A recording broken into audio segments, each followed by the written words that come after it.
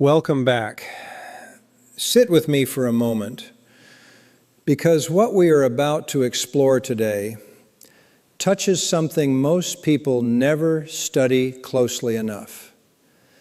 The exact instant when a deeply feeling human being simply stops feeling for you.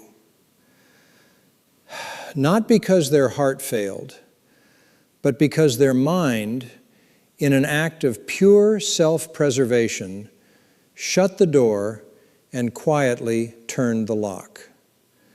Stay with me until the end, because once you understand this shift, you will never look at a calm, quiet person the same way again. Look closely at the person sitting across from you right now. If they are a genuine empath, you are looking at the most misunderstood psychological system in the room. For months, sometimes for years, this person has been quietly absorbing the invisible shifts of every space they walk into. They sense your tension before you have even registered the stress hormone rising in your own body.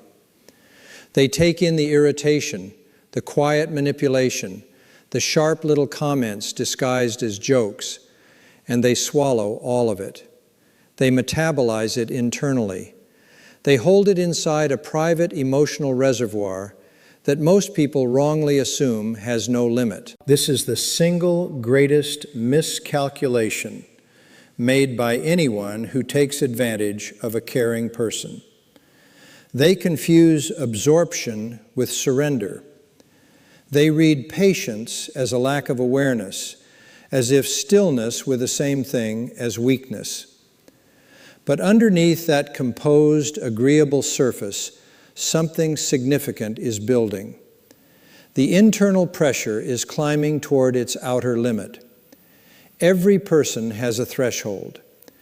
But when someone with high emotional sensitivity finally reaches theirs, it rarely looks like a typical emotional collapse. It does not look like raised voices or a dramatic scene filled with tears. It looks like sudden, unnerving quiet. It looks like the disappearance of every small, expressive movement on their face. That familiar warmth in their eyes, the softness you had come to rely on for your own sense of security, simply vanishes. In its place sits a cool, steady, almost clinical gaze. They are no longer absorbing your emotions. They are studying you. When a highly empathetic person reaches this threshold, their emotional processing system essentially powers down, and a sharp, rational, self-protective mode takes its place.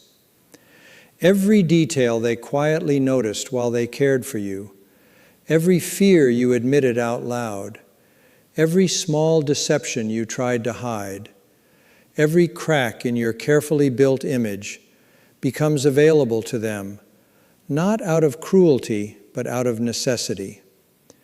If you are someone who manipulates others, or someone who simply took a kind person for granted, this moment feels like walking into a room and realizing all the air has gone out of it. You will reach for old tactics. You will try familiar emotional triggers. You may even try to appear as the injured party. And you will watch every one of these approaches fail completely, sliding off a person who has become unreachable. By the end of this piece, you will understand what actually happens inside the brain when the ultimate emotional buffer finally gives way. You will recognize the small behavioral signals that mark the shift from nurturing to complete detachment. You will understand why someone who thrives on control experiences genuine panic once this line is crossed. And you will see how quiet, total withdrawal becomes the most powerful response an empath ever gives. If you are an empath standing near your own limit, consider this your guide. If you are the one pushing someone toward that limit, consider this your caution. Pay close attention, because once this threshold is crossed, there is rarely a way back to how things were. Most people assume human behavior moves along a smooth, predictable line. They believe that if you push someone, the reaction builds gradually, growing louder and louder until conflict erupts. That assumption does not hold for a certain kind of person. There exists a class of individual whose emotional response pattern is not gradual at all. It behaves more like a switch, and the shift between states is sudden and complete.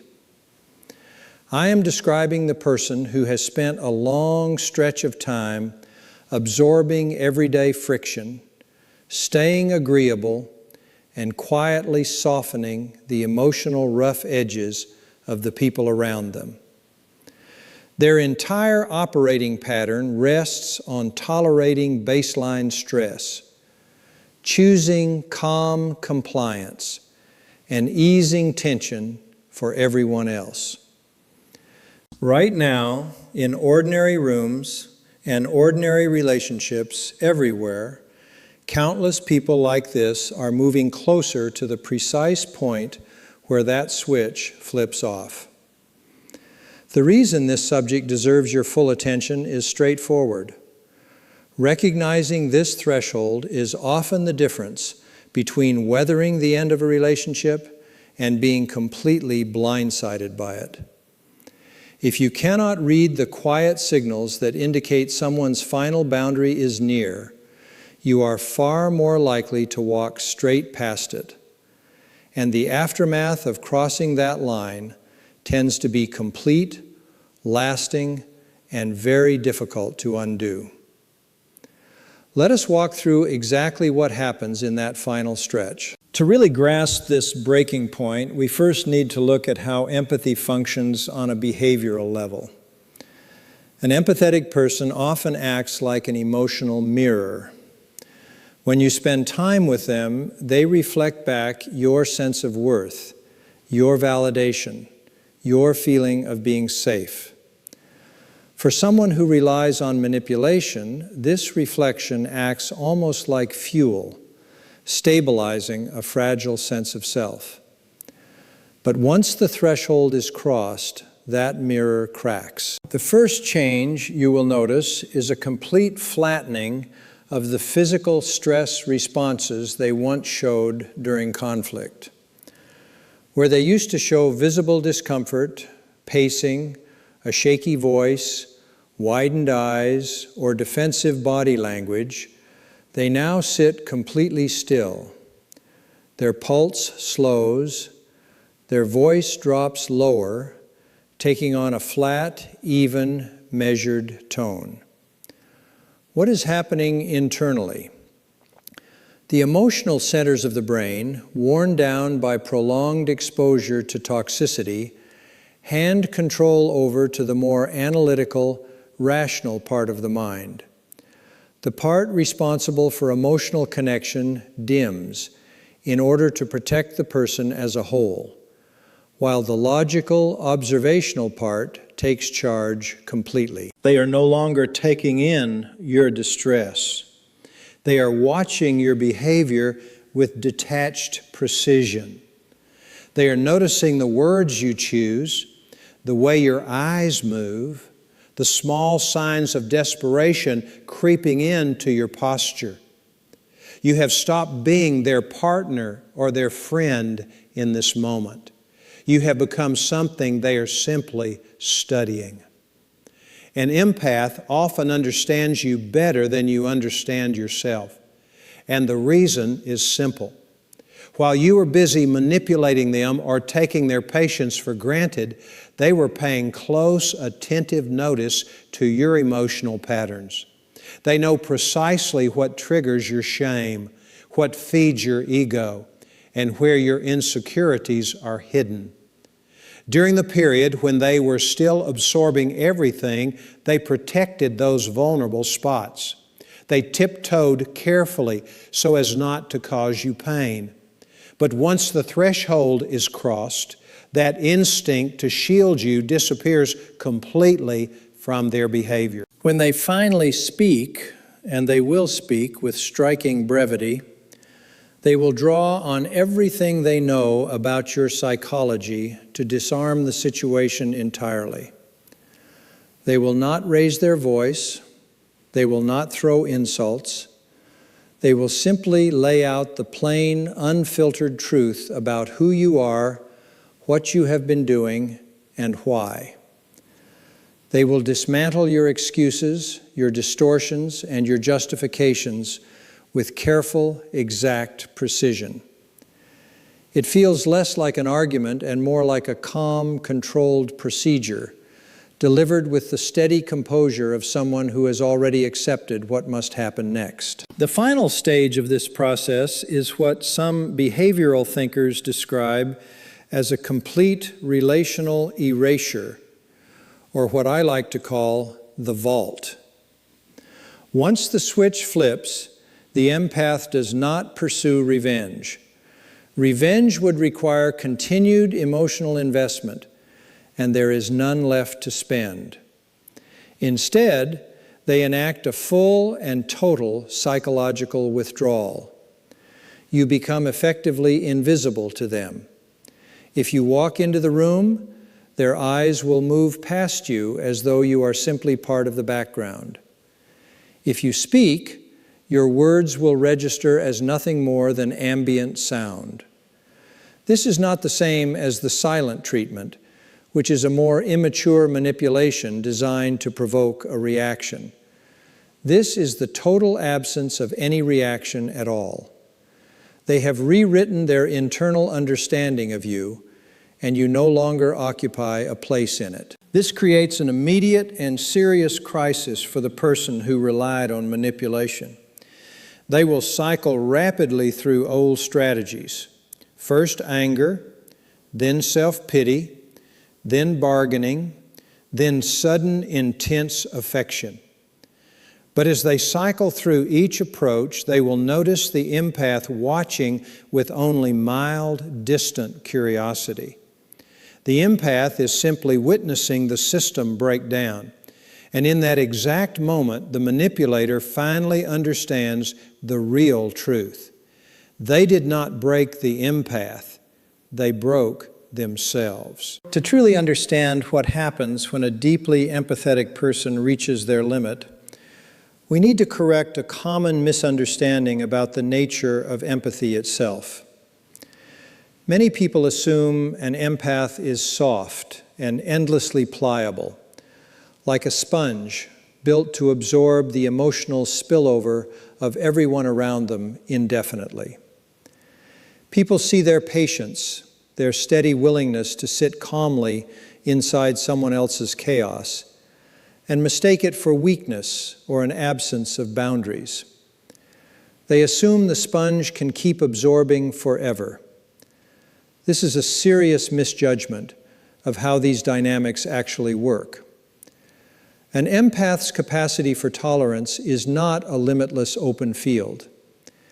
It functions more like a carefully engineered pressure system.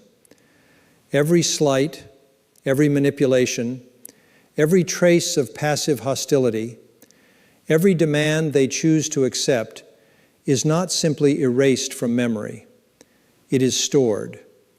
It accumulates inside an internal chamber that requires real emotional energy to maintain. The empath is actively spending their own reserves to keep that internal structure intact, absorbing the weight of your behavior so the relationship does not collapse.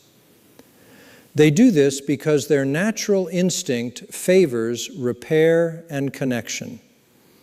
They tend to place the stability of the relationship above their own comfort. But no internal system, no matter how carefully built, is exempt from the basic reality of accumulated pressure. The person taking advantage of this often believes they are winning, since there is no immediate resistance or visible sign of strain. They do not notice the small hairline cracks slowly forming beneath the surface. They do not realize the empath is quietly registering every boundary crossed, not out of bitterness, but simply because their mind naturally tracks these patterns.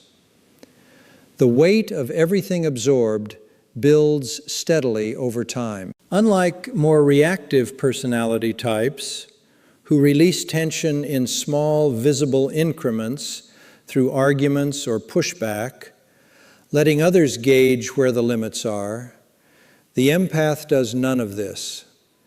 They keep everything contained, maintaining an outward appearance of ease and grace that completely conceals the rising internal strain. This gives the manipulator a false sense of safety, encouraging them to push further, unaware that they are approaching a firm and unmovable limit. The instant the threshold is crossed, every one of these signals freezes at once. The warmth in their voice does not fade slowly, it disappears entirely, replaced by a flat, even, unemotional tone that carries no desire to soothe or connect. Their voice drops lower, becoming purely informational, stripped of any wish to please or comfort. At the same time, their facial muscles relax into something closer to stillness, almost like a mask. The small flickers of expression that once crossed their face constantly, the gentle raise of an eyebrow showing concern, the soft parting of lips ready to offer comfort, simply stop. This is the physical evidence of the emotional centers shutting down to protect the whole person, while the calm, analytical mind takes complete control. If you look into their eyes during this shift, you are no longer looking at a mirror, reflecting your feelings back to you. You are looking through a lens. The soft, receptive quality is replaced by a steady, unblinking focus. They are tracking the tension in your jaw, the rhythm of your blinking, the small, frantic adjustments you make as you sense the room slipping from your control. Their posture changes too, moving from an open, relaxed stance to something grounded and still, radiating quiet, unshakable presence. They no longer lean toward your explanations or move closer to calm your frustration. They remain motionless, entirely unaffected by the emotional charge in the room. For anyone who depended on the empath's emotional responsiveness to feel secure, this sudden stillness creates a real sense of disorientation. The manipulator searches their face for some sign of anger, hurt, or guilt, the usual currency of conflict, and finds absolutely nothing to hold on to. The empath has stopped participating in the emotional exchange altogether and has instead become a calm, distant observer of it. This freeze marks the unmistakable point where the empath has moved beyond negotiation and into pure, detached assessment. Once the outward signals have gone still and the emotional system has quieted, the empath enters a phase that is deeply unsettling for anyone who has relied on manipulation. The calm, deliberate use of everything they have quietly observed. To understand why this happens, remember that an empath is never simply a passive absorber of feeling. They are a highly attentive, constant observer. Throughout the relationship, while they loved you, forgave you, and carried the weight of your behavior, their mind was quietly recording everything. They noted every fleeting expression you let slip when you thought no one was watching. They remembered the exact wording of your excuses. They understood the hidden fears driving your need for control. They recognized the moments your confidence was really covering a fear of being left. They remembered every private admission you ever made about your past mistakes. During the period of absorption, all of this understanding stayed locked away, protected by the empath's own kindness, their capacity for love, and their wish to see the best in you. They deliberately set aside their sharper instincts to preserve their belief in your goodness. But once the threshold is crossed, those protective instincts are permanently switched off. The softening filters disappear, the rose-tinted view dissolves, and the empath suddenly sees you with complete, unclouded clarity. That accumulated understanding is no longer being held back to support healing. It becomes something used with precision, not out of a wish for revenge, since revenge still requires emotional attachment, a desire to make someone feel the pain they caused. This is different. This is calm, protective clarity in action. When the empath speaks during this phase, they do not shout, accuse, or fall into the typical back and forth of conflict. Instead, they offer a focused, exact description of the person standing before them. They speak with calm, striking clarity, describing the true nature of the manipulation, the insecure motivations behind it, and the specific weaknesses that were hidden so carefully.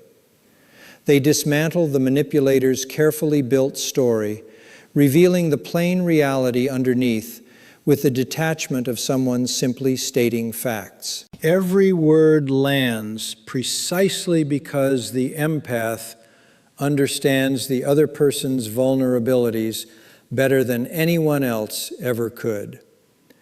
Their observations cut straight through any attempt to deflect or deny. The manipulator suddenly sees themselves reflected not as they wished to appear, but as they actually behaved. All the understanding once used to comfort and protect them is now turned into a clear, undeniable account of the truth, one that offers no room for escape. After this precise unveiling of the manipulator's true patterns, the empath moves into the final and permanent phase of their shift, something we might call entering the vault. In behavioral terms, this represents the outer edge of relational disconnection.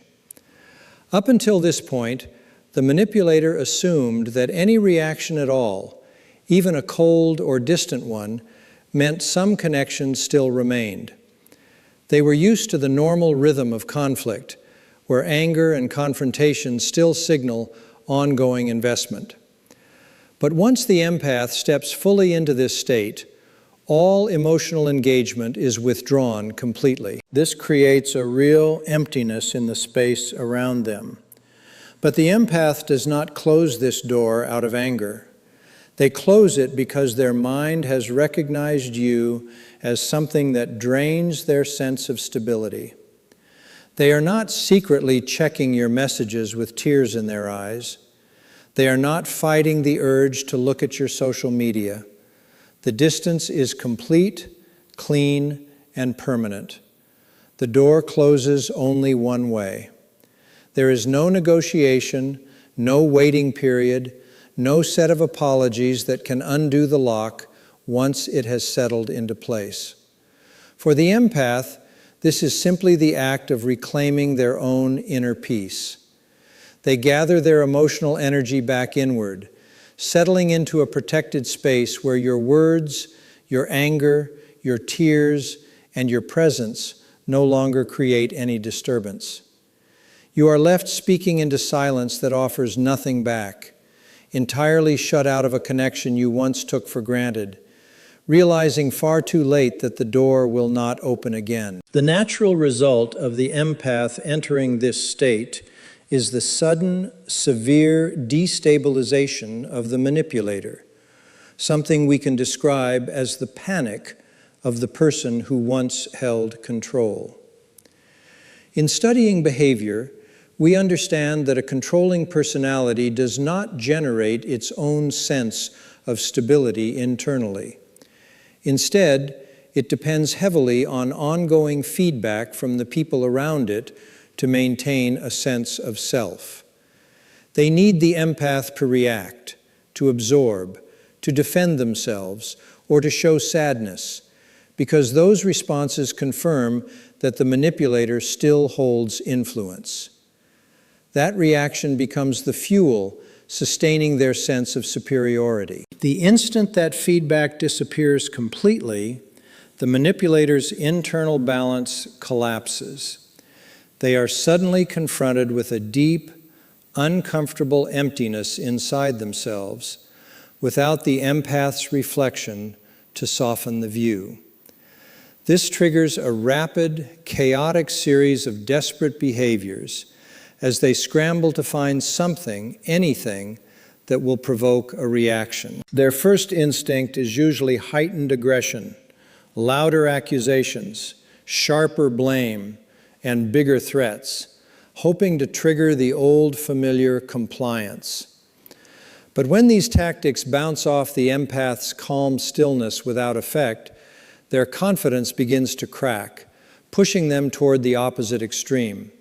They switch suddenly to self-pity, tears, manufactured crises, or sudden admissions of flaws, hoping to awaken the empath's old instinct to help. When even that fails to produce the smallest reaction, the manipulator spirals into genuine panic, offering exaggerated affection, grand promises of change, or leaning on old private memories to break through. It becomes a chaotic, scattered performance, like a system malfunctioning under pressure. As the manipulator exhausts every tactic they have, they look at the empath who watches this entire display with quiet, distant curiosity. The empath is not enjoying this moment, nor gloating over it. They are simply witnessing the collapse of a pattern that no longer holds any power over them. For the manipulator, this realization is deeply unsettling. They understand, finally, that they did not conquer or break the empath. Instead, through their own repeated disregard for boundaries, they dismantled the one source of steady, unconditional care they had. They pushed the most patient, resilient person in their life to the exact point where that patience simply ran out. The manipulator is left standing alone inside the wreckage of their own choices, forced to accept that they now hold no power over someone who expects nothing from them, asks nothing of them, and feels nothing toward them anymore. That is where we will leave things today. If any part of this resonated with you, if you recognized yourself as the one absorbing too much, or the one who pushed someone past a point they can never return from, sit with that thought for a moment before you go. Awareness is always the first step toward change. Take care of your own emotional reserves and take care of the people around you who quietly carry more than you realize.